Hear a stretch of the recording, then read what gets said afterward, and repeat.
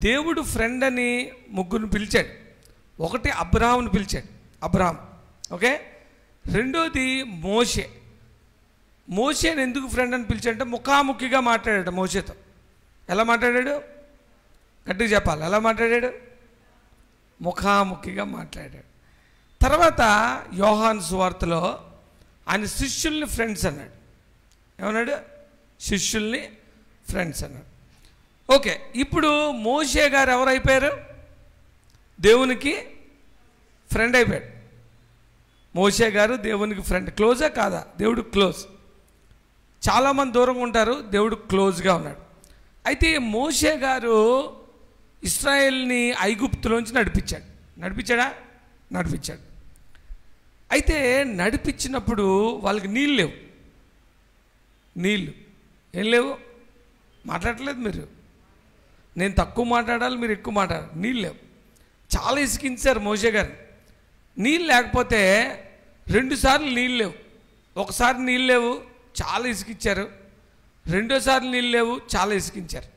మొదటిసారి నీరు లేనప్పుడు ఏం చెప్పాడో చూడండి. నిర్గమాకాండము 17వ అధ్యాయం 6వ వచనం.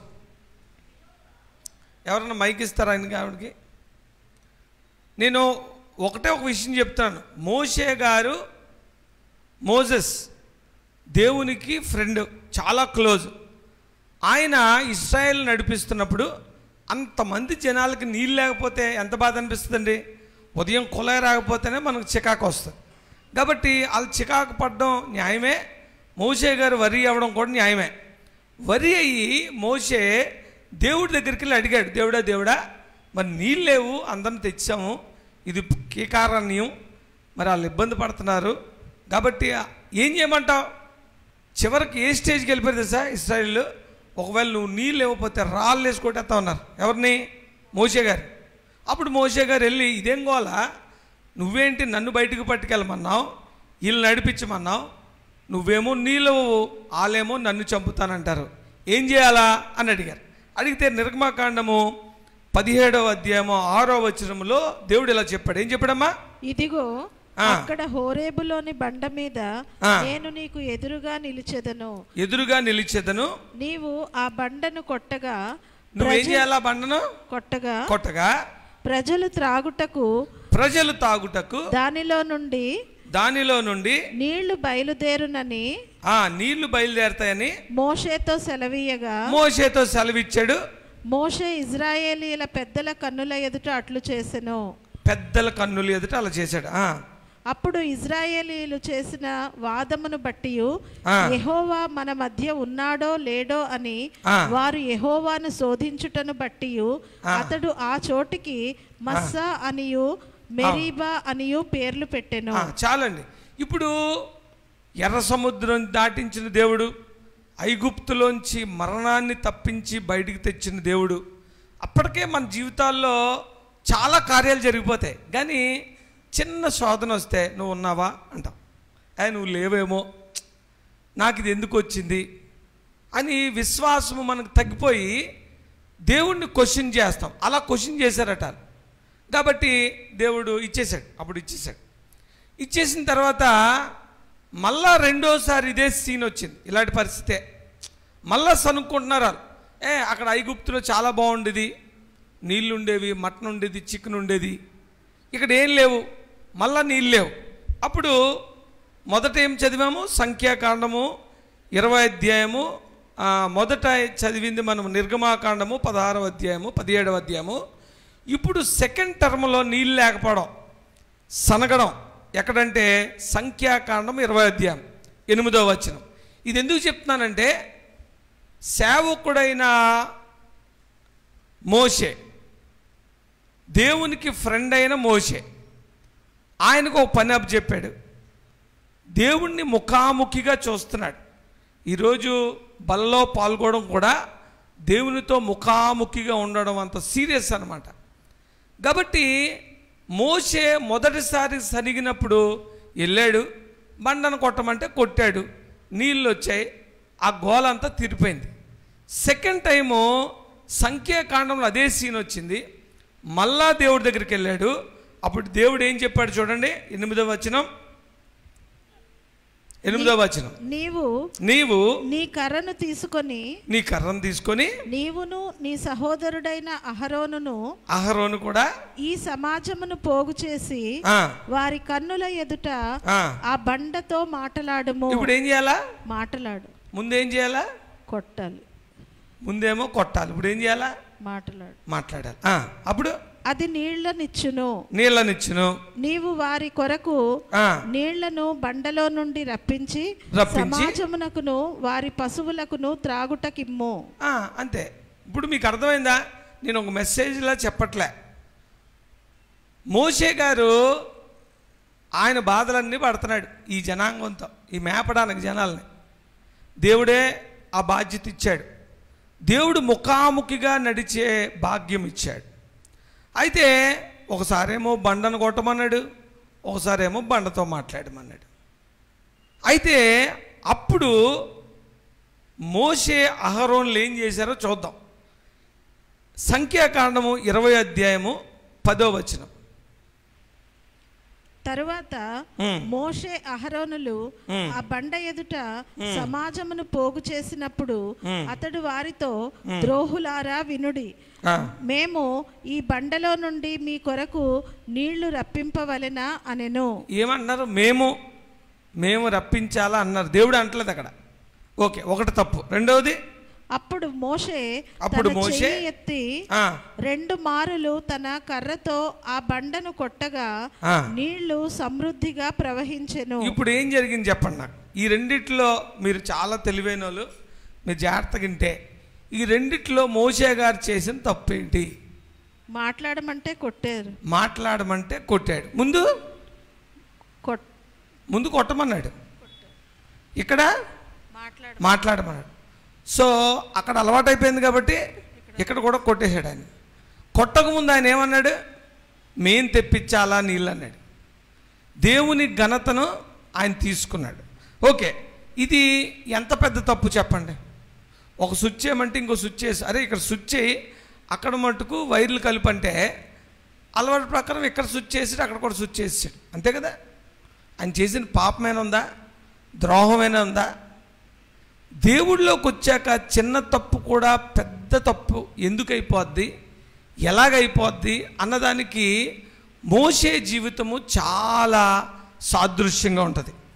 దానికోసము తర్వాత 12వ వచనములో దేవుడేమన్నాడు చూడండి. అప్పుడు యెహోవా మోషే అహరోనులతో, మీరు ఇశ్రాయేలీయుల కన్నుల ఎదుట నా పరిశుద్ధతను సన్మానించినట్లు నన్ను నమ్ముకొనకపోతిరి గనుక. అయ్యో, నమ్ముకోలేదే మీరు. ఈ సమాజమును నేను వారికి ఇచ్చిన దేశములోనికి మీరు తోడుకొని పోరని చెప్పాను. మీరు వెళ్ళరు ఇంకా. అర్థమైందా? ఇశ్రాయేలీయులు దూడం చేసుకున్నారు, వ్యభిచారం చేశారు, విగ్రహారాధన చేశారు, జనాలు చాలా విసిగించారు మోషేని. కానీ మోషే చేసిన తప్పేంటి తెలుసండి? ఒకసారి కొట్టమన్నాడు, రెండోసారి మాట్లాడమన్నాడు. చాలా చిన్న ఎర్రర్, చాలా చిన్నది. క్రైస్తవులు ఏమంటారంటే, ఏముంది మొబైల్లో వచ్చి చూస్తే తప్పే ఉంది, ఎంతమంది అలాగెళ్ళి ప్రపంచంలో పాపంలో ఉంటున్నారు, ఏముంది ఒక ఆలోచనలో తప్పే ఉంది, చిన్నదే కదా అనుకుంటాం. కానీ దేవుడికి దగ్గరగా వెళ్ళే కొలది చిన్న పాపం కూడా పెద్ద పాపం అయిపోద్ది. ఎందుకంటే మరి మనకి ఎందుకు రిస్క్ అని అనుకుంటారేమో. ఎంత రిస్క్ తీసుకుంటే అంత రెట్నం. ఈరోజు కమ్యూనియన్ కూడా, దేవుని బల్ల కూడా ఇటువంటిదే. కొట్టమంటే కొట్టాలి, మాట్లాడమంటే మాట్లాడాలి, పాపాలు ఒప్పుకోమంటే ఒప్పుకొని మాట్లాడాలి, పరిశుద్ధంగా రావాలి. చాలా ఒళ్ళు జాగ్రత్త పెట్టుకొని తీసుకోవాలి. మోషే గారు పెద్ద ఏం తప్పు చేయలేదండి. మొదట కొట్టమన్నాడు కదా, ఆ ఫ్లోలో కొట్టేశాడో ఏం కొట్టాడో, మాట్లాడమంటే కొట్టాడు అంతే. దానికి ఎంత పనిష్మెంట్ ఇచ్చాడంటే దేవుడు, అసలు నీ ఆబ్జెక్టివ్, నీ తాలూకా విజన్ ఏముందో అది ఫెయిల్ అన్నాడు. అంతే, ఫెయిల్ అన్నాడు. నేను ఎందుకు ప్రభా ఇన్ని 40 సంవత్సరాలు నేను ఎందుకు సాక్రీ చేయాలా? నేను ఆ వాగ్దాన భూమిలోకి అడుగు పెట్టకపోతే ఎంత పెద్ద పనిష్మెంట్ అండి. వీళ్ళెవ్వరికీ లేని పనిష్మెంట్ ఎవరికి ఇచ్చాడు? మోషే అహరోనులకు ఇచ్చాడు. కాబట్టి ఈ మాట ఎందుకు చాలా జాగ్రత్తగా మనం అర్థం చేసుకోవాలి. వాళ్ళు చివరికి మీకు తెలుసా మోషే గారు చివరి దినాలు ఎలా జరిగాయో తెలుసా మీకు? ద్వితీయోపదేశకాండము 34వ అధ్యాయము 5, 6, 7. ఏమంటే మీరు నాతో కొంచెం ఉండాలి. ఈ 3 వాక్యాలు నేను చెప్పడం కాదు, మీరు అర్థం చేసుకోవాలని నెమ్మదిగా చెప్తున్నా. ద్వితీయోపదేశకాండము 34వ అధ్యాయము 5, 6, 7. అమ్మా, ఇది మోషే గారికి దేవుడిచ్చిన పనిష్మెంట్.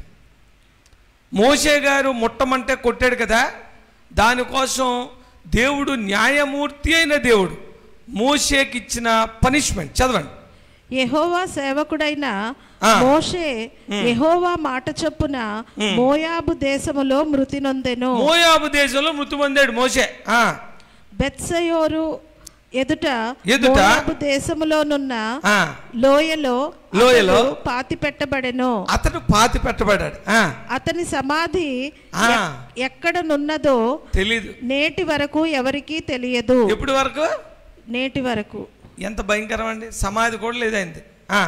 తర్వాత మోషే చనిపోయినప్పుడు 120 సంవత్సరముల ఈడు గలవాడు. అతనికి దృష్టి మాంద్యము లేదు, అతని సత్తువు తగ్గలేదు. ఇజ్రాయేల్ మోషే ముసలోడు అయ్యాడు కానీ నాలా కలద్దలు కూడా లేవు ఆయనకి. హల్లెలూయా. ఆయనకి ఏం తగ్గలేదు? దృష్టి తగ్గలేదు, సత్తువు తగ్గలేదు. చచ్చిపోయే ఏజ్ కాదు. అంటే మన లెక్కలో 120 కానీ ఆయన చనిపోవలసిన ముసలోడు కాదు. ముసలోడై చచ్చిపోలేదు. Same strength, same vision, everything ఫిట్గా ఉన్నాడు. కానీ మాట్లాడమంటే ముట్టాడు కాబట్టి, కొట్టాడు కాబట్టి దేవుడు కొండమని చూపించాడు, ఇదిగో చూసుకోవా కానాను. కానీ అందులో అడుగు పెట్టనవలేదు. ఆయన్ని ఒక విధంగా చెప్పాలంటే మోషే ఎలా చనిపోయాడు? యెహోవా శాపం వల్ల చనిపోయాడు. ఇది న్యాయంగా ఉందా? ఇదేమైనా న్యాయంగా ఉందా? దేవుళ్ళో ఎంత దగ్గరగా ఉంటే ప్రతి చిన్న పాపానికి దేవుడు అంత సీరియస్గా చూస్తాడు. హల్లెలూయా. ఇది మంచిదా చెడ్డదా అంటే ఒక చిన్న ఎగ్జాంపుల్. మీ ఫ్రెండ్ వచ్చాడు మీ ఇంటికి, స్టేషన్ నుంచి తీసుకురావాల, కారులో వెళ్ళావు, కారు పని చేయలేదు. ఆడు వచ్చిన తర్వాత ఇగ్నిషన్ కిక్కి అంటుంది, ఆగిపోతుంది. అరే కారు పని చేయట్లేదురా, ఊబర్ బుక్ చేసి వెళ్ళిపోదాం అనుకుంటా. పాస్టర్ గారు వచ్చారు, పెద్ద ఆయన వచ్చారు. సార్ ఇప్పుడే ఆగిపోయింది సార్, ఏమనుకో సార్, సారీ సార్ అని ఫ్రెండ్కి ఫోన్ చేసి ఇంకో కారు పెడతాం. సపోజు అమెరికా ప్రెసిడెంట్ దిగాడు ఇండియాకి, మన పిఎం మోడీ గారు కారు వేసుకొని అమెరికా ప్రెసిడెంట్ పిక్ చేసుకుని వెళ్ళాడు. అక్కడ కారు ఆగిపోతే 3 ఒకటేనా? 3 ఒకలా చూస్తారా? ఎంత సీరియస్ అయిపోద్ది? అయిపోదా? దేవుడికి దగ్గరికి వెళ్ళినప్పుడు చిన్న తప్పు కూడా అదే తప్పు, అదే కారు పని చేయకపోవడం, అదేమైపోతే ఇంటర్నేషనల్ అయిపోద్ది. ఆ లైసెన్సులు పోతాయి, ఉద్యోగాలు పోతాయి, సస్పెన్షన్లు అయిపోతారు. అదేవిధంగా దేవుని బల్ల కూడా అంతే శ్రేష్టమైనది. ఆ బండ ఎవరు? మోషే కొట్టిన బండ ఎవరు? యేసుక్రీస్తు. ఈరోజు మీరు తీసుకుంటున్న శరీరం ఎవరిది? యేసుక్రీస్తుది. మీరు తీసుకున్న రక్తం ఎవరిది? యేసుక్రీస్తు. కాబట్టే అపోస్తలుడైన పౌలు ఏమన్నాడంటే, అయోగ్యంగా దీన్ని తీసుకున్న వాళ్ళకి చాలా జాగ్రత్త శ్రమ అన్నాడు. ఇప్పుడు మీకు అర్థమైందా? దేవుడికి దగ్గరగా వెళ్ళిపోయినప్పుడు చిన్న తప్పు కూడా పెద్ద తప్పు అయిపోద్ది. మరి ఏంటండి ఉపయోగం? మరేంటి ఉపయోగం? రిస్కే కదా, హై రిస్క్ హై రిటర్న్. మీకు తెలుసా మోషే గారు ఆ వాగ్దాన భూమిలో ప్రవేశించలేదు, కానీ అదే మోషే రూపాంతర కొండ మీద ఏలియాతో పాటు మహిమలో కనిపించాడు. గట్టిగా చెప్పలు పడదామా? దేవుడు అన్యాయస్తుడా? దేవుడు ఈరోజు నిన్ను కష్టపెట్టినట్టు ఉండొచ్చు. దేవుడు ఈరోజు చిన్నదానికి కూడా పెద్ద నీకు శిక్ష ఇస్తున్నట్టు ఉండొచ్చు, కానీ బైబిల్లో మోషే దేవుని శాపంతో చచ్చిపోయాడు. ఎవరైనా దేవుణ్ణి నమ్ముకుని అదే దేవుడి శాపంతో చచ్చిపోయాడు. చాలా విచిత్రం. ఎందుకని నమ్ముకుంటారు మీరు? ఏం జరిగింది మీ జీవితంలో? దేవుడు అన్యాయస్తుడు కాదనడానికి మోషే జీవితం సాదృశ్యం. నువ్వు ఎంత దగ్గరికి వెళ్తావో అంత కఠినంగా ఉంటుంది. ఎంత కఠినంగా ఉన్నా దేవుడు నీకు ఇవ్వాల్సిన ఘనత ఇస్తాడు. రూపాంతర కొండ మీద మళ్ళా మహిమతో ఆయన అదే ప్రదేశం మనిషిలాగా వెళ్ళా. ఆయన మనిషిలాగా వెళ్దాం అనుకున్నాడు. దేవుడు మహిమ ఆ స్వారూప్యములో, యేసుక్రీస్తు మహిమ స్వారూప్యంలో ఒక కమ్యూనికేషన్కి, ఒక మీటింగ్కి మళ్ళా ఏలియా, యోహాన్, మోషేలు రూపాంతర కొండ మీద వచ్చారు. ఇప్పుడు మోషేకి జరిగిన న్యాయమా అన్యాయమా? లోకానుసారంగా అన్యాయం. నువ్వు కానీ దేవుని యందు విశ్వసించి దేవుని పరలోకమందు నమ్మితే అది మహా గొప్ప ఘనత. అందుకే బైబిల్లో ఇది రాసి పెట్టాడు. కాబట్టి మన జీవితాల్లో దేవుడికి దగ్గరగా వెళ్ళే కొలది నీకు ఎక్కువ కష్టాలు వస్తున్నాయా? దయచేసి బాధపడకండి. మోషే కూడా ఇంత నడిపించి దేవుని భయంకరమైన ఆ కర్స్కి చనిపోయి. అదేంటండి దేవుని పిల్లలకి దేవుని కర్స అంటే? దేవుడు దగ్గరగా ఉన్న వాళ్ళకి ఎంత బాధ్యతో అంత జాగ్రత్తగా కూడా ఉండాలి. ఎందుకంటే అది అంత గొప్ప ఘనత. నాకు తెలిసిన ఒక పెద్ద ఆయన చీటీలు కట్టాడు. చీటీలు నాకు తెలిసిన స్టోరీ చెప్తున్నా. చీటీలు కట్టాడు. చీటీలు కడితే ఆయన 30 లక్షలు కట్టాడు. చీటీ అందరికన్నా ఎక్కువ. చాలా కాలం, ఐ థింక్ ఒక 20 సంవత్సరాల క్రితం 30 లక్షలు అంత చాలా ఎక్కువ. ఆయన చీటీల్లో పెద్దోడు కాబట్టి ఆయనే కేసు వేసాడు. కొన్ని లక్షల మంది చీటీలు కట్టారు. పోలీస్ ద్వారా అందరికీ సెటిల్ అయిపోయింది. నేను ఒక్కడికి అవ్వలే. నేనున్నాను అక్కడ. సార్ చాలా సారీ సార్, మీ వల్లే, మీ కంప్లైంట్ వల్లే, మీరు తీసుకున్న చొరవ వల్ల అందరికి ఇవ్వగలుగుతున్నాం, కానీ ఈ పేపర్స్ మీరు సరిగ్గా లేవు, మీరు కోర్టుకు వెళ్ళారు కాబట్టి ఈ డబ్బులు మీకు ఇవ్వలేమన్నాడు. చివరికి ఆయన డబ్బులు తీసుకోకుండా చచ్చిపోయాడు. మొదలెట్టింది ఆయనే. ఈ లోకానుసారంగా అయితే అన్యాయం, కానీ దేవుని సంబంధంగా, విశ్వాసము సంబంధంగా మీరు కానీ అటువంటి స్థితిలోకి వెళ్తే దేవుడైతే అన్యాయస్తుడు కాదు. మోషేకి అన్యాయం చేశాడా? చాలా సారీ అనిపిస్తుంది. అరే 40 సంవత్సరాలు కష్టపడి నడిపించావే, నువ్వు ఎంత వండినోడు నువ్వు తినలేదా? ఎంతమందికి పెట్టినోడికి నీకు అన్నం లేదా అన్నట్టుంటుంది. కాబట్టి ఈ ఒక్క మాట చదవండి. దేవుడు ఎందుకు హెబ్రీలకు రాసిన పత్రిక 3వ అధ్యాయము 12వ వచనం, హెబ్రీలకు రాసిన పత్రిక 3వ అధ్యాయం 12వ వచనం, ఇది ఈరోజు దేవుడు మీతో మాట్లాడుతున్న మాట. ఇది మనం అవ్వకూడదు. ఈ మాట గుర్తుపెట్టుకోండి. హెబ్రీలకు రాసిన పత్రిక 3వ అధ్యాయము 12వ వచనం, సహోదరులారా, జీవము గల దేవుని విడిచిపోవునట్టు విశ్వాసము లేని దుష్ట హృదయము మీలో ఎవరినందైనను ఒకవేళ ఉన్నదేమో జాగ్రత్తగా చూసుకోండి. ఇప్పుడు ఏం చూసుకోవాలి? విశ్వాసము తగ్గిపోవడం అనేది అన్నిటికన్నా పాపం. అన్నిటికన్నా పాపం అన్నమాట. కష్టం వచ్చినప్పుడు దేవుణ్ణి నమ్మకపోవడం. నీళ్ళు లేనప్పుడు వాళ్ళు దేవుని డౌట్ పడ్డారు.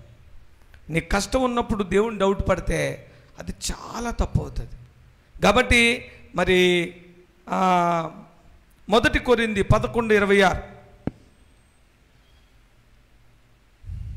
11:26 1 కొరింథీయులకు రాసిన పత్రిక, మీరు ఈ రొట్టెను తిని ఈ పాత్రలోనిది త్రాగునప్పుడల్లా ప్రభువు వచ్చే వరకు ఆయన మరణమును ప్రచురించుదురు. ఇప్పుడు ఇందులో రూల్ ఏంటి తెలుసండి? అక్కడ మోషే గారికి మాట్లాడమంటే కొట్టాడు. ఇక్కడ 3 రూళ్ళు ఉన్నాయి. ఈ 3 రూళ్ళు మీరు దాటకూడదు. దాటితే దేవుడు కోపగిస్తాడు. హల్లెలూయా. కాబట్టి మొదట మీరు ఎలా ఉండాలి?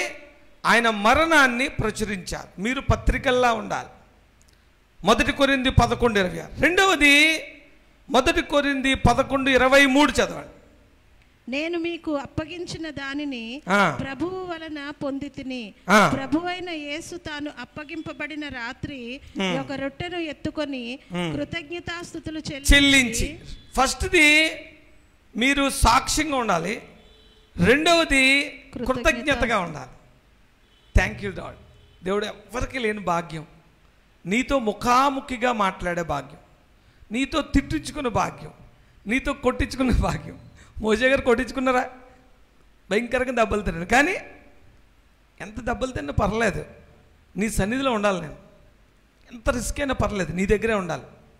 కొంతమంది బాగా ప్రేమించిన ఉంటారు, నీ చేతిలో చచ్చిపోయినా పర్లేదు అంటారు కదా, అది ప్రేమ. కాబట్టి ఒకటి, ఎప్పుడు కూడా ఆయన మరణాన్ని ప్రచురించాలి, నువ్వు ప్రేమిస్తే ఆయన్ని. రెండవది కృతజ్ఞత కలిగి ఉండాలి. మూడవది 1 కొరింథీ 11:27-25. ఆ ప్రకారమే భోజనమైన పిమ్మట ఆయన పాత్రను ఎత్తుకొని, ఈ పాత్ర నా రక్తము వలననైన క్రొత్త నిబంధన, మీరు దీనిలోనిది త్రాగునప్పుడల్లా నన్ను జ్ఞాపకం చేసుకోవాలి. దేవుణ్ణి జ్ఞాపకం చేసుకోవాలి. దీనిని చేయుడని చెప్పాను. చదవండి. మీరు ఈ రొట్టెను తిని ఈ పాత్రలోనిది త్రాగునప్పుడల్లా ప్రభువు వచ్చే వరకు ఆయన మరణమును ప్రచురించారు. కాబట్టి ఇది చాలా ఇంపార్టెంట్. పాప క్షమాపణ, రెండవది ఆయనకు సాక్ష్యంగా ఉండడం, మూడవది డెఫినెట్గా ఆయన జ్ఞాపకం చేసుకోవడం, ఆయన్ని గుర్తు చేసుకోవడం, నాలుగవది నువ్వు ఎట్టి పరిస్థితుల్లోనే ఆయన యందు విశ్వాసము కోల్పోకూడదు. ఇశ్రాయేలీలు నీళ్లు లేనప్పుడు ఆయన చేసిన ప్రతి కార్యం మర్చిపోయారు, నీళ్ళు గురించి, ఉత్త నీళ్ళు గురించి. అది దేవుడి కోపం. కాబట్టి ఆ విధంగా, అందుకే హెబ్రీయులకు రాసిన పత్రికలో అంటాడు, ఒకవేళ జీవమగల దేవుణ్ణి వదిలేసేటట్టు ఎప్పుడు వదిలేస్తావు? విశ్వాసం లేకపోతే వదిలేసినట్టే. విశ్వాసము లేని దుష్ట హృదయం వస్తే నువ్వేం చేసినట్టు? దేవుణ్ణి వదిలేసినట్టు. ఇశ్రాయేలు ఏం చేశారు? దేవుణ్ణి వదిలేశారు. అటువంటి స్థితిలోకి వెళ్ళదు. పర్లేదు, ఇది తీసుకోవడం చాలా రిస్కే, కానీ యోగ్యంగా తీసుకుంటే ఇందులో ఆరోగ్యం ఉంది, ఆయుష్ ఉంది, ఇందులో ప్రతి విధమైన కీడు నుంచి నీకు విడుదల ఉంది, ఇందులో నిత్య జీవం ఉంది. ఈ బలలో లేని దీవెన ఏమీ లేదు. ఈ లోక సంబంధంగా పరలోక సంబంధం రెండును. కానీ రిస్కే, చాలా రిస్కే. ఎంత రిస్క్ అంటే, నువ్వు మాట్లాడమంటే ముట్టేవనుకో అవుట్. అయినా సరే ట్రై చేయి, మ్యాక్సిమం ట్రై చేయి. మోషే గారు మ్యాక్సిమం ట్రై చేశారు.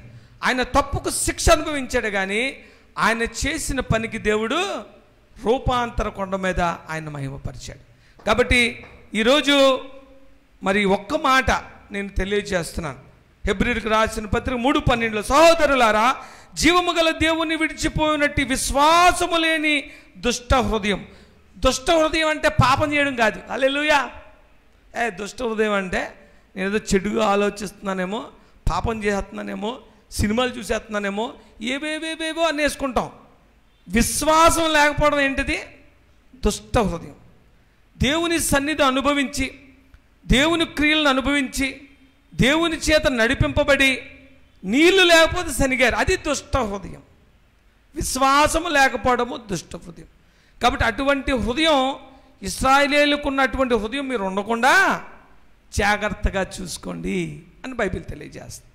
ఈరోజు చాలా విషయాలు చెప్పొచ్చు, కానీ ఈ మాట నేను ఎందుకు చెప్పానంటే, ఒకటి, మీరు నిరుత్సాహపడకండి. ఏం పడకండి? నిరుత్సాహపడకండి. దేవుడి దగ్గరకు వచ్చే కొలది ప్రతి చిన్న తప్పు కూడా పెద్ద తప్పు అయి ఉండొచ్చు, దేవుడు కొట్టినా మంచిదే. అందుకే ఆయన శిక్ష నుంచి వెళ్ళడం నాకు మంచిది అంటాడు. ఆయన శిక్షణలోంచి వెళ్ళడం మనకు మంచిది. ఒకవేళ ఆయన కొడితే ఆయన కొట్టడం మంచిది. ఒకవేళ దేవుడే నిన్ను సరి చేస్తుంటే అది నీకు మంచిది, చాలా మంచిది. దేవుడు సరి చేయకుండా ఎంత ఆనందంగా ఉన్నా చెడ్డది అది. హల్లెలూయా. కాబట్టి ఒకవేళ దేవుడే నీకు నీళ్ళు లేని స్థితి తెచ్చాడేమో, ఎంత భయంకరమైన నీళ్ళు లేకపోతే, ఇప్పుడు డబ్బులు లేకపోతే రకరకాల మనకి లోట్లు బట్టి బాధపడతాం కదా, ఎన్నో బాధలు. అది లేదు, ఇది లేదు, నా జీవితంలో అది అవ్వలేదు, ఇది అవ్వలేదు, ఎన్నో లోట్లు. నీళ్ళు లేకపోవడం ఎంత భయంకరం. ఎవరికైనా కోపం వస్తుంది. జెన్యూనా కాదా? అన్ని లక్షల మందికి నీళ్ళు లేకపోతే ఎవడండి ఇసుకోకుండా ఉంటాడు? కులాయి 2 రోజులు రాకపోతేనే మనం గోలెట్టేస్తాం. ఓటు కూడా ఈ గవర్నమెంట్ కదా. అలాంటిది దేవుడు టెస్ట్ చేస్తాడు. మీకు అర్థమైంది విషయం తెలుసా? దేవుడు ఎంజాయ్ చేస్తాడు, దేవుడు ఆనందిస్తాడు. మొన్న ఒక భక్తుడు చెప్తున్నాడు, ఏలియా కాకులతో మటన్ చికెన్ పంపించాడా లేదా దేవుడు? ఆయన అన్నాడు, రోజు వచ్చేవి కదా, రోజు కాకులతో వచ్చేవి, రోజును. ఆయన ఎక్స్ప్లెయిన్ చేస్తాడు. ఒకసారి దేవుడా ఎవరేంటి ఆ రొట్టెలు చేస్తున్నారు, నీకు ఎందుకయ్యా, నీకెందుకు, ఎవరో చేస్తున్నారు, నీకు పంపిస్తున్నాను కదా రోజును. అలా కాదు, మామూలుగా థ్యాంక్స్ చెప్పుద్ది కానిలే, చెప్పేసుకో, ఎవరితో పంపిస్తారో థ్యాంక్స్ చెప్పేసుకో, నీకెందుకు, నువ్వు దాగి ఉండమని చెప్పాను. రోజు నీకు కాకులు చికెను మటన్ తెస్తున్నాయి, వాగులో నీళ్ళు తాగుతున్నాయి, హ్యాపీగా ఉండొచ్చుగా. అలా కాదు, కాకి కొంచెం లేటుగా వస్తే టెన్షన్ వస్తుంది కదా, తెస్తుందో తేదో సాయంత్రానికి టెన్షన్. ఓ పని చేయొచ్చు కదా, ఆవిడని కొంచెం 10 రొట్టెలు ఎక్కువ చేసి ఓ వారం రోజులు ఫ్రిడ్జ్లో పెట్టేసుకుంటాను. ఇచ్చాడు అలాగా? ఇవ్వలేదు. దేవుడు ఎప్పుడూ వచ్చి ఆలోచించండి. దేవుడు ఎప్పుడు కూడా ముందుగా ఎందుకు ఇవ్వడు తెలుసా? నువ్వు ఆయన కోసం ఆశ పెట్టుకొని నమ్మకం పెట్టుకొని ఉండాలని ఆయన కృప. లేకపోతే వారం రోజులు చూస్తాడైనా, రోజు చూస్తాడా? చూడ్డు. శనివారం మొదలెడతాడు, దేవుడా ఈ వారం శ్రేషన్ అయిపోయింది అంటాడు. కాబట్టి ఏలియాకి 1 వీక్ ఫుడ్ ఇవ్వలే, ఎవ్రీడే ఇచ్చాడు కాకులతో. కష్టమే ఇవ్వడం, ఎవ్రీడే ఇవ్వడం కష్టం. ఒకసారి ఓ బస్తా పడేస్తే ఈజీగా ఉంటుంది. కానీ దేవుడు కూడా కష్టపడతాడు, ఎందుకంటే నీతో ఆ రిలేషన్ కావాలి. మనం బాగా ప్రేమించిన వాళ్ళు నెలకోసారి కలిస్తే బాగుంటుందా? రోజు కలిస్తే బాగుంటుంది అనుకుంటా. దానికోసం ఎన్ని ఆశలు వేస్తారో కుర్రోళ్ళు కదా. ఆ మోజు అలాంటిది, అలాంటి మోజు ఉంటుంది దేవుడికి మన మీద. ఎందుకు? మనం సంఘం, మనం ఎవరో సంఘం, ఆయన ప్రియుడు, ఆశపడతాడు. నువ్వు ఒకసారి ఇచ్చే వారం రోజుల్లో కలుద్దామంటే నీకు ప్రేమ లేదనుకుంటా. కాబట్టి ఏలియాకి ఎలాగిచ్చాడు? అనుదినం ఇచ్చాడు. ఇంకోటి చూద్దాం. ముందుగా ఏది చెప్పడు అంటాడు దేవుడు. ముందుగా ఏది చెప్పడు, రోజు టెస్ట్ చేస్తాడు. ఇప్పుడు షడ్రక్ మెషక్ అబేద్నెగోలు ఎందులోకి వెళ్ళారు? వెళ్ళారు. దేవుడే ఏంటి మరి లోపలికి వెళ్ళమన్నారు? వెళ్ళవయ్యా, నేను వస్తాను, నీతో టెన్షన్ పడతావు ఎందుకు, ఉన్నాను కదా అన్నాడు అనుకో. మధ్య ఏముంటుంది? వాళ్ళు మాట్లాడతావా? వాళ్ళు ఏమన్నారు? ఏం చెప్పలేదు. ముందు నేను ఉంటానని చెప్పాడా? దేవుడు చంపేస్తే ఓకే, ఆయన మమ్మల్ని రక్షింప సమర్థుడు. ఒకవేళ రక్షింపపోయినా సరే నేను దండం పెట్టాం, వెళ్ళిపోతాం. ఆ ముందు చెప్పలేదు, నా కుమారుడా నువ్వు భయపడకము, నువ్వు వెళ్ళము, నీతో పాటు నేను వస్తును అంటే కానీ మనం ఒక అడుగు కూడా వెళ్ళాం. ఎందుకు వాళ్ళు గొప్ప వాళ్ళు అయ్యారు? ఎందుకు మళ్ళా మనం ఎవరన్నా ఇలా చెప్తే ధైర్యపడతామంటే దేవుడు ఎప్పుడో వచ్చి అలా ఉంటుంది. వాళ్ళకి ముందు చెప్పలేదు, వెళ్ళిపోయాక లోపల ఉన్నాడు.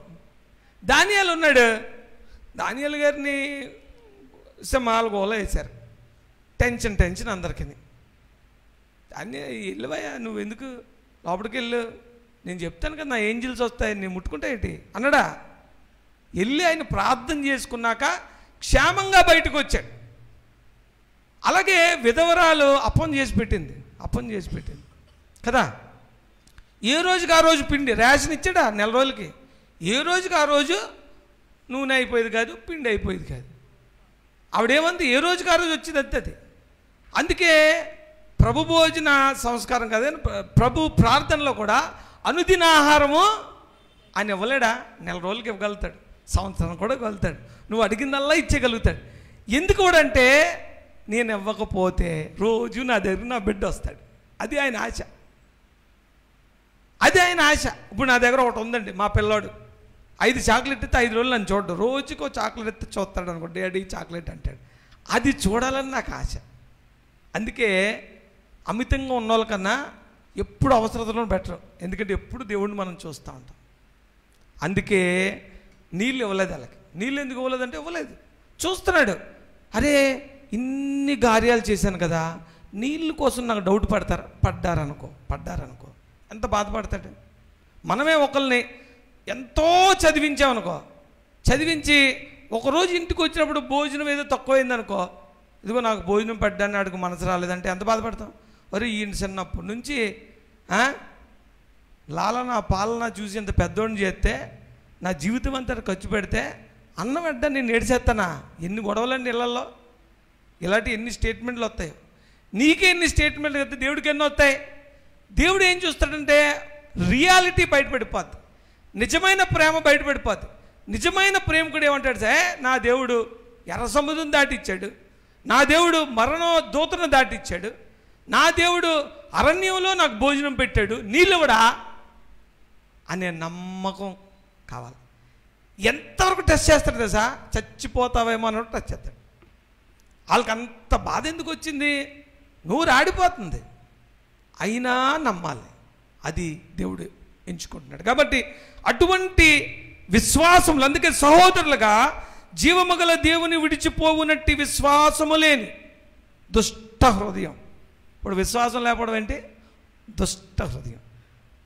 అటువంటి హృదయం లేకుండా విశ్వాసం గల హృదయం, దేవుడు చెప్పినట్టు చేయాలి. ఆ చిన్న తప్పు వీటిలో కూడా ఒక విధంగా మోషే గారు దేవుడు శాపంతో చచ్చిపోయాడంటే చాలా అసహ్యంగా ఉంటుంది మాట్లాడడం, వినడాను, కానీ నిజం అది. కానీ దేవుడు అన్యాయస్తుడు కాదు. ఒకవేళ నువ్వు దగ్గరగా వచ్చినప్పుడు దేవుడు నేను ఎక్కువ టెస్ట్ చేస్తాడేమో. నువ్వు ఎన్ని కష్టాలు పడ్డావో, ఎంత అవహేళన పడ్డావో, ఎంతగా పబ్లిక్ అని ఉంటారు, పబ్లిక్ ఎంత ఎటకారమాడి ఉంటారు. మోషేని ఎంత ఎటకారమాడి తెలుసండి, ఒక్కసారి చూడండి. యూదాపత్రిక 1వ అధ్యాయం. ఆయన చావు పబ్లిక్కి చాలా ఎటకారం చేద్దామని సైతాన్గా ట్రై చేశాడు. సైతాన్గా తెలుసా మీకు? ఆయన సింపుల్ చచ్చిపోయాడు అనుకున్నా. మోషే గారికి ఎక్స్ట్రాడినరీ థింగ్ చెప్పమంటారా? లోకంలో ఎవరన్నా చచ్చిపోతే ఎవరు పాతి పెడతారు? మామూలుగా బరియల్ కార్యక్రమం ఎవరు చేస్తారు? ఎవడో చేస్తాడు కదా, ఎవరో పాస్టర్ గారో తెలిసిన వాళ్ళు విశ్వాసం. మోషేకి బరియల్ ఎవరు చేశారు తెలుసా? దేవుడు చేశాడు. హల్లెలూయా. బరియల్ కార్యక్రమానికి దేవుడు వచ్చాడు. ఎవరన్నా పెద్ద బిషప్ చచ్చిపోతే ఇంకో పెద్ద బిషప్ వస్తాడు. అమ్మో ప్రెసిడెంట్ గారు వచ్చారండి, పెద్ద ఆయన కదా. చిన్న వాళ్ళు చచ్చిపోతే చిన్న పాస్టర్ గారు చేస్తారు. మోషేకి ఎవరు చేశారు బరియలు? దేవుడే పాతి పెట్టాడు మోషేని. యూదాపత్రిక 1వ అధ్యాయం 9వ వచనం. అయితే ప్రధాన దూత అయిన మిఖాయేలు అపవాదితో వాదించుచు మోషే యొక్క శరీరమును గూర్చి తర్కించినప్పుడు, పనికి మాలాడు అనుకున్నాం కదా, మోషే శాపంతో చచ్చిపోయాడు అనుకున్నాం కదా. ఇంత నడిపించి ఇంత బతికి ఇంటి వెనకాల చచ్చిపోయినట్టు అయిపోయింది. ఇన్ని లక్షల మందిని బతికిచ్చి ఆయనకి లేదే. ఏమంటే ఇంత ప్రార్థనలు చేసి మీకెందుకంటే బాగోదు? ఇంతమందిని బతికిచ్చారు, మీరెందుకు చచ్చిపోయారు అంటారు కదా. అని చనిపోయాడు, కరెక్ట్, లోకానికి అది కరెక్ట్. కానీ ఆయన శరీరం గురించి ఎవరు తర్కిస్తున్నారు? ప్రధాన దూత అయిన మిఖాయేలు అపవాదితో వాదించుచు. అపవాదట మోసే బాడీని పట్టుకెళ్ళిపోదాం అనుకుందట. అందుకే దేవుడు మోసే బాడీ ఎక్కడ కప్పెట్టాడు కూడా చెప్పలే. ప్రపంచం ఏమనుకుంటుందంటే అనామకుడిగా కప్పెట్టబడ్డాడు అనుకుంటుంది. కానీ తెలియని విషయం ఏంటంటే లోకంలో ఏ మనిషిని కూడా మనిషే బరియలు చేస్తాడు. కానీ మోషేకి ఎంత ఘనత ఇచ్చాడంటే దేవుడు వచ్చాడండి బరియలు చేయడానికి. దేవుడు వచ్చి ఒక సీక్రెట్ ప్లేస్లో బరియలు చేసి, ఎందుకు బరియలు చేశాడంటే ఆయన అంత ఇంపార్టెంట్ ఫిగర్. సైతాను గాడు ఆయన శరీరం తీసేసుకొని లోకమంతటికి మోషేనే దేవుడిగా చూపిద్దాం అనుకున్నాడు. మోషేనే అవహేళనగా చూపేగా, మోషే మీవాడే ఇంతవరకు నడిపించాడు కదా, అడుగతి ఇది అని చూపిద్దాం అనుకున్నాడు. లేదనుకో ఇశ్రాయేల్కి విగ్రహం చేసేద్దాం అనుకున్నాడు. ఇదిగో మోషే గారి సమాధి. ఒసామా బిన్ లాడెన్ని సముద్రంలో పడేయారు. ఎందుకు? ఎక్కడన్నా పెడితే ఆయన్ని ఇన్స్పిరేషన్ తీసుకొని చాలామంది ఒసామా బిన్లు తయారవుతారు. కాబట్టి దేవుడు అన్యాయస్తుడు కాదు. చిన్న తప్పు నువ్వు దేవుడిలోకి వెళ్ళే కొలది చిన్న తప్పును కూడా దేవుడు చాలా సీరియస్గా చూస్తాడు. ఎందుకంటే నువ్వు డీల్ చేస్తుంది ఎవరితో? జీవము గల దేవుడు. అక్కర్లేదండి నేను కింద ఉంటానంటే ఉండొచ్చు హ్యాపీగా. నువ్వు మీ ఫ్రెండ్ని పిక్ చేసుకోవడానికి వెళ్తే ఏ కారులోనే వెళ్ళొచ్చు. కానీ అమెరికా ప్రెసిడెంట్ పిక్ చేసుకోవాలంటే చాలా జాగ్రత్తగా ఒళ్ళు దగ్గరెట్టుకొని ముందుగా సర్వీసింగ్ చేయించుకొని ఆ కాన్వాయ్ అంతా చూసుకోవాలి. పొరపాటున ఆగిందంటే ఉద్యోగాలు పోతాయి. దేవుని పిల్లలు కూడా అంతే.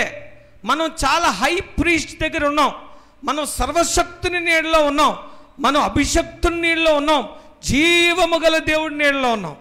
ఒకవేళ ప్రపంచం అంతా ఎన్ని తప్పులు చేసినా బాగానే ఉన్నారండి, మనకు చిన్న తప్పు కూడా ఎందుకు ఇంతగా దేవుడు కష్టపెడతాడంటే దానికి తగిలిన ప్రతిఫలము దేవుడు నీకు ఇస్తాడు. హల్లెలూయా. You are chosen. నువ్వు ఎవడో అనామకుడిని పిక్ చేసుకోవడానికి స్టేషన్కి వెళ్ళట్లే, అమెరికా ప్రెసిడెంట్ని పిక్ చేసుకోవడానికి వెళ్తున్నావు. నీ కాలింగ్ పెద్దది, దేవుని నీ ఎడల తలంపు పెద్దది, కాబట్టి నువ్వు చాలా జాగ్రత్తగా ఉండాలి. ఒకవేళ అటువంటి కాలింగ్ ఉంది కాబట్టి దేవుడు ఈరోజు మనకి ఆయన శరీరాన్ని రక్తాన్ని ఇచ్చాడు. ప్రతి పనికి మాలినోడు తినలేడు దీన్ని అంటారు కదా చాలామంది. మా ప్రసాదం ఎందుకు తినరంటే, మీ ప్రసాదం మేము తినం, మా ప్రసాదం మీకు పెట్టం. ఎందుకు? అందరూ తినేది కాదు ఇది. దేవుడు ఎవరిని ఏర్పరుస్తాడో, దేవుడికి ఎవరు యోగ్యత ఇస్తాడో వాళ్ళే తినడానికి. అందుకే మా ప్రసాదాన్ని మీకు పెట్టం. అటువంటి ఏ బండనైతే మోసే కొడితే దేవుడు కోపం వచ్చి అంత జీవితం అంతా దారపోసిన పర్పస్ని ఫెయిల్ చేసేసాడో ఆ బండనే మనం తింటున్నాం. ఎంత జాగ్రత్తగా ఉండాలి. అందుకే ఆయన అన్నాడు, అయోగ్యంగా తీసుకుంటే జాగ్రత్త అబ్బాయి అంటున్నాడు. అందుకని భయపడాల్సిన అవసరం లేదు. మీరు మీ ప్రయత్నం చేయండి. ఒకవేళ మీ ఎడల చిన్న చిన్న తప్పులు కానీ జరిగితే అయినా దేవుడు ఈ లోకంలో చూసినట్టు చూడ్డు. ఆయనకి ఇవ్వాల్సిన, మోషేకి ఇవ్వాల్సిన ఘనత ఆయనకి ఇచ్చాడు. కాబట్టి దేవుని బల్లండి the most powerful on the earth. The most powerful. దేవుని బల్ల కన్నా శక్తివంతమైనది ఈ లోకం కాదు, ఏ లోకంలో లేదు. హల్లెలూయా. దేవుడు అటువంటి కృప మీకు ఇచ్చాడు. ఇందులో మీరు ఏమన్నా అనుకోనండి, ప్రతి దానికి జవాబు ఇందులో ఉంది. కాబట్టి విశ్వాసము లేని దుష్ట హృదయం మటుకు పెట్టుకోకండి. హల్లెలూయా. విశ్వాసము లేని దుష్ట హృదయం. ఈరోజే చెప్పుకోండి, దేవుడా నాకున్న కష్టం బట్టి నాకు వందనాలు, నాకు నీరు లేదు దాన్ని బట్టి నీకు వందనాలు, నువ్వు నాకు ఇస్తావు. ఇంతకుముందు ఆ జలాల మధ్య నడిపించావు, నాకు చాలా ఎక్స్పీరియన్సెస్ ఉన్నాయి, అయినా జస్ట్ నీళ్ళు లేకపోతే కంగారడిపోయి నిన్ను రకరకాలుగా అనేస్తున్నాను. అన్నిటికన్నా ముఖ్యం ఏంటంటే నా హృదయంలో విశ్వాసము లేని దుష్ట హృదయం వచ్చేస్తుంది. దేవుడు క్షమించండి, నా పాపాలన్నీ క్షమించండి. ఇదిగో నీ అత్యున్నతమైన దేవుని మరణదండను విధించాడో అంత అత్యున్నతమైన అదే రాయి, బండరాయి, మూలరాయి యేసుక్రీస్తు ప్రభువు శరీరాన్ని రక్తాన్ని తీసుకున్నప్పుడు మనము అదే భక్తితో శ్రద్ధతో తీసుకున్నప్పుడు మీ జీవితాలకు అన్ని విషయాలు, ఈ లోకంలో ఏదైనా అడగండి. ఈరోజు ప్రార్థన చేసుకోండి. ఈరోజు ఇప్పుడు ఈ సన్నిధిలోంచి అనౌన్స్ చేస్తున్నా, ఈరోజు మీరు విశ్వాసాన్ని మళ్ళీ ప్రకటించుకోండి. దేవుడా నాకు లేని లోటుని బట్టి కానీ, నాకు కలిగిన కష్టాన్ని బట్టి కానీ, ఇదిగో ఇంతవరకు నా జీవితంలో నువ్వు అనేకమైన కార్యాలు చేసావు, కానీ చాలా కష్టాలు ఇంకా వస్తున్నాయి. కానీ ఆ కష్టాన్ని బట్టి కానీ ఒకవేళ నేను నీ విషయంలో విశ్వాసము లేని దుష్ట హృదయం కలిగి ఉంటే క్షమించండి అని ప్రార్థన చేసుకోండి. పాపాలను క్షమించమని ప్రార్థన చేసుకోండి. ఎందుకంటే ఆయన పరిశుద్ధుడు కాబట్టి మనం స్నానం చేసి వచ్చాం, మన హృదయాన్ని కూడా శుద్ధి చేసుకోవాలా, ఎందుకంటే ఆయన పరిశుద్ధుడు. మూడవది, ఇదిగో నీ మరణాన్ని, నువ్వు మా కోసం చిందించిన రక్తాన్ని మేము ప్రచురణ చేస్తామని ప్రార్థన చేసుకోండి. ఇదిగో నాయన, మేము నీ యందు విశ్వాసము కలిగి ఇంకెప్పుడు కూడా పాపము చేయని స్థితిలో మేము బ్రతుకుతామని ప్రార్థన చేసుకోండి. ఒకవేళ మీకు తెలియని అయోగ్యత ఏమైనా ఉంటే క్షమించేమని అడగండి. అడిగి ఈరోజు ప్రార్థనాపూర్వకంగా మీ శక్తికి తగినట్టుగా ప్రార్థన చేసుకోండి. ఏం ప్రాబ్లం లేదు. ఓ ఇప్పుడే అన్ని పరిశుద్ధాత్మ రాక్కర్లేదు. మీరు జెన్యూన్గా, ఫెయిర్గా, దేవుడా కొన్ని విషయాలు అయితే నాకు అర్థం కూడా కావట్లేదని చెప్పండి. అర్థం అవ్వట్లేదు కానీ నాకు తెలుసు, క్షమించండి. ఇదిగో నీ రొట్టెకి, నీ ద్రాక్ష రసానికి, నీ శరీరానికి, నీ రక్తానికి నన్ను యోగ్యంగా చేయండి అని ప్రార్థన చేసుకొని ఈరోజు మీరు తీసుకోబోయే ఈ కమ్యూనియన్, ఆయన శరీరం, ఆయన పొందిన దెబ్బల బట్టి మీకు స్వస్థత, ఆయన చిందించిన రక్తము బట్టి మీకు విజయం. మీ జీవితాల్లో ఏ సమస్య అది ఇదని చెప్పకండి, ఏ సమస్య అది ఈ లోకంలో అసాధ్యమని మీకు అనిపించిన ఏ విషయమైనా పొందడానికి కావలసిన ప్రతి దీవెన దేవుని శరీరము రక్తము తీసుకోవడంలో ఉంది. ఈరోజు నీ ఆరోగ్యం కానీ, నీ మానసిక స్థితి కానీ, సాతాను సంబంధమైన దాడులు కానీ, ఇదిగో ఫైనాన్షియల్ ట్రబుల్స్ కానీ, ఇదిగో ఫ్యామిలీ సంబంధమైన అశాంతి కానీ, ఇదిగో కెరియర్ సంబంధమైన విషయం కానీ, నీ జీవితంలో ఏ లోటైనా, ఈరోజు నీ మీద ఉన్న ప్రతి శాపము, ప్రతి అణచివేత ఈరోజు పటాపంచలవడానికి ప్రార్థన ఎంత ముఖ్యమో దానికన్నా శ్రేష్టమైన యేసుక్రీస్తుని నువ్వు సమీపిస్తున్నావని ఒక గొప్ప భక్తి భావనతో ఈరోజు మీరు తీసుకున్నప్పుడు దేవుడు తప్పనిసరిగా ఇదిగో దేవుని సన్నిధిలోంచి నేను ప్రార్థిస్తా ప్రకటిస్తున్నాను. ఈరోజు ఈ మనస్సుతో తీసుకున్న ప్రతి ఒక్కరి జీవితాల్లో దేవుని అత్యున్నతమైన క్రియలు, దేవుని అత్యున్నతమైన కృప, ఆయన సమాధాన సంబంధమైన ఆలోచనలు మీ జీవితంలో నిలిచి ఉండి అనుదినము దేవుని కృపను మీరు చూసిలాగున మీ ప్రతి సమస్య నుంచి ఆయన పైకి లేవనెత్తి మిమ్మల్ని కాపాడునుగాక. ఆమేన్. ఈ వాక్యం నిమిత్తము చిన్న ప్రార్థన యాకోబు గారు చేసి మనని మరి కమ్యూనియన్లో నడిపిస్తారు. ఈ వాక్యం హృదయంలో పెట్టుకొని ప్రార్థనాపూర్వకంగా దీంట్లో మరి పాల్గొనడానికి మీరు ప్రయత్నించండి.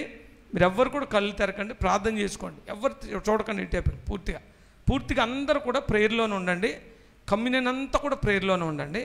దేవుడు ఈ మాటలు మీ జీవితంలో మరి ఫలింపజేయను గాక. ఆమేన్.